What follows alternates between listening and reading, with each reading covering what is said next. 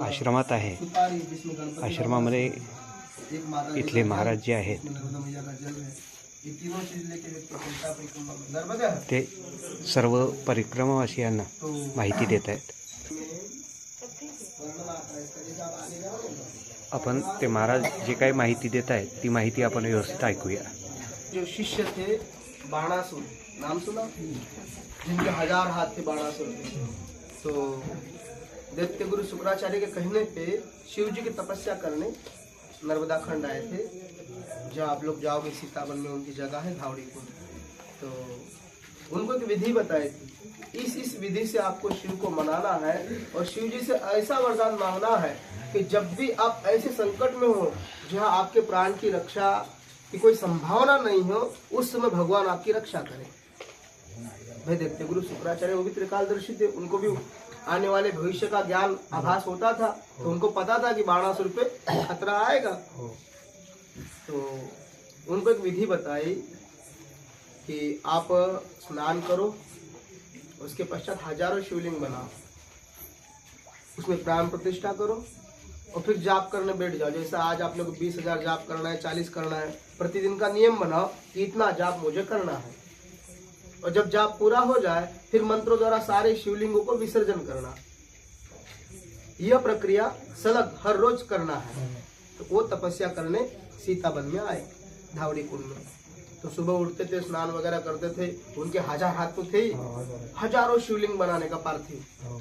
फिर उसमें प्राण प्रतिष्ठा करना मंत्रों द्वारा और फिर जाप करने बैठ जाना। जितना भी उनका जाप था, मैं 50,000 कर रहे, 40,000 कर रहे, 20,000 कर रहे प्रतिदिन, उतना जाप जैसे पूरा हो गया फिर मंत्रों द्वारा सारे शिवलिंगों का विसर्जन करना। ये प्रक्रिया उनकी रोज चलती रही। ऐसे करते करते बरसों बीत गए। सुबह उठना, हजारों स्नान वगैरह करके 1000 शिवलिंग बनाना, प्राण प्रतिष्ठा करना, फिर मंत्र जाप करने बैठना, फिर जाप जैसा पूर्ण हो जाए फिर मंत्रों द्वारा विसर्जित करना।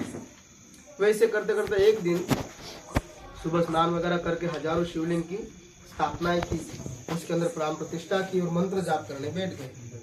जैसे मंत्र जाप करने बैठे, आधा मंत्र हो गया तो भोलेनाथ प्रकट हो गए।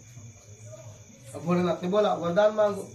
तो बाणासुर ने वरदान मांगा था, हे भगवान, मैं एक बार आपको पुकारूंगा और आपको आना पड़ेगा मेरी रक्षा करने के लिए। तो आप लोगों ने सुना होगा जब कृष्ण भगवान का और बाणासुर का युद्ध हुआ था, उस समय बाणासुर के 1000 हाथ काट दिए थे कन्हैया ने। और जैसे उसके प्राण जाने वाले थे उसने भोलेनाथ को पुकारा। तो भोलेनाथ उनकी आत्मरक्षा करने के लिए, प्राण की रक्षा करने के लिए आए थे। तो जैसे उनको वरदान मिला बाणासुर को, अच्छा जिनके अंदर तमोगुण अधिक होता है, जो नकारात्मक शक्तियों का स्वामी होता है ना, वो सिर्फ अपना हित देखता है, उसके बाद क्या हो रहा है उससे मतलब नहीं है। तो उसको जैसे वरदान मिला वो उठ के चल दिया अपने नगर की ओर।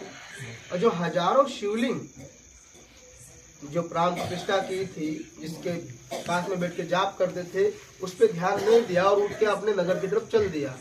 तो माताजी की जो लहर आई ना, वो सारे शिवलिंगों को अपने साथ समेटते हुए चल दी। उस समय आकाशवाणी भी कि हे नर्मदे, आज के बाद आपके जलाशय में जितने भी कंकर है वो शंकर स्वरूप माने जाएंगे। तो नर्मदेश्वर शिवलिंग को बाणलिंग भी कहा जाता है। स्कंद पुराण में इसका लेख आता है कि नर्मदेश्वर शिवलिंग को बाणलिंग भी कहते हैं, क्योंकि बाणासुर द्वारा उसके अंदर प्राण पड़े हैं, इसलिए उसको बाणलिंग भी कहते हैं। तो नर्मदा पुराण में, अपने स्कंद पुराण में रेवा खंड नाम का एक हिस्सा आता है जिसके अंदर सारा वर्णन आता है। तो वो कथा आगे जाओगे सीतावन में, वहां की वो कथा है।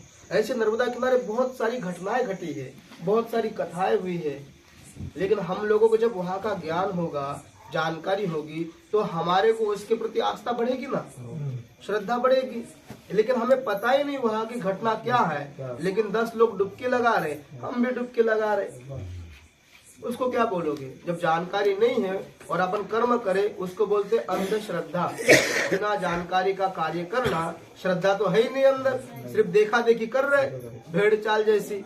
लेकिन जब जानकारी होगी कि फलाने देवता या ऋषि या किसी ने तपस्या की है, उसको यह वरदान मिला है, उसके पश्चात यहाँ स्नान करने से यह फल की प्राप्ति होती है, तो अंदर श्रद्धा जगती है, भक्ति जगती है। और उसके बाद जो डुबकी लगाओगे ना, वो श्रद्धा की डुबकी मानी जाती है, उसको श्रद्धा मानी जाती है। लेकिन जब जानकारी नहीं है, लेकिन हजारों लोग चल रहे हैं तो उसके पीछे हम भी चल रहे हैं, उसको बोलते हैं अंधश्रद्धा। बिना जानकारी का कर्म करना अंधश्रद्धा, और जानकारी के बाद करना उसके अंदर एक भाव प्रकट होता है, भाव से भक्ति का जन्म होता है। और भगवान भी तो भाव के भूखे हैं। अगर देखा जाए अपन लोग बोलते अरे छोटा झूठा हाथ लग गया जिस भोजन में भगवान को भोग नहीं लगता है, और वहां तो सबरी ने झूठे बेर खिला दे। क्या है भाव? उसका भाव इतना प्रबल था कि उसको समझ में नहीं आ रहा था झूठा क्या और अच्छा क्या है। बस उसका एक भाव था कि भगवान को खट्टा बेर नहीं चाहिए, मेरे भगवान मीठा बेर खाएंगे। उसका भाव प्रबल था। हर जगह कर्म का महत्व नहीं होता है, कर्म के पीछे की भावनाओं का महत्व होता है। जैसे आप लोगों ने सुना होगा, एक सैनिक जो सीमा पे है, आतंकवादियों को मारता है, हत्या करता है, लेकिन लोग क्या कहते हैं, बड़ा पुण्य का काम किया। लेकिन उसने हत्या की ना। उसी जगह एक डाकू चोरी करने जाता है, वो भी हत्या करता है, लोग बोलते पाप किया। अच्छा, वो केस कोर्ट तक पहुंचा ही नहीं, उसके पहले हमने फैसला कर दिया कौन पापी और कौन पुण्यात्मा। लेकिन दोनों के कर्म क्या थे? हत्या करना। वे दोनों ने हत्या की, लेकिन दोनों के पीछे भावनाएं बदल गई। एक सोचता है मैं अपने राज्य की, अपने प्रजा की रक्षा के लिए हत्या कर रहा हूँ या वध कर रहा हूँ, एक सोचता मैं अपने निजी स्वार्थ के लिए मार रहा हूँ। दोनों में अंतर हो गया, भावनाएं बदल गई। कर्म एक ही है, सिर्फ भाव बदल गए। भाव से पाप और पुण्य की परिभाषा बन गई। तो हम जो यात्रा कर रहे हैं, इसमें हमारा भाव इतना गहरा होना चाहिए माता जी के प्रति कि दूसरा कुछ समझ में नहीं आता। बस नर्मदा मैया दर्शन देने वाली है, कहीं ना कहीं बैठी है, कहीं ना कहीं कोई घटना घटने वाली है। 24 घंटा एक ऐसी सकारात्मक भावना रखो ना, देखो माता जी दर्शन जरूर देगी। लेकिन हम माता जी को भूल जाते हैं, हम और ही उलझनों में पड़े जाते हैं। हमें नर्मदा परिक्रमा का जगह जगह का महत्व जानकारी नहीं है तो कोई बात नहीं, जब वहाँ पहुँचो तो वहाँ जानकारी लेने का प्रयास करो। वहाँ जो भी संत रहते हो,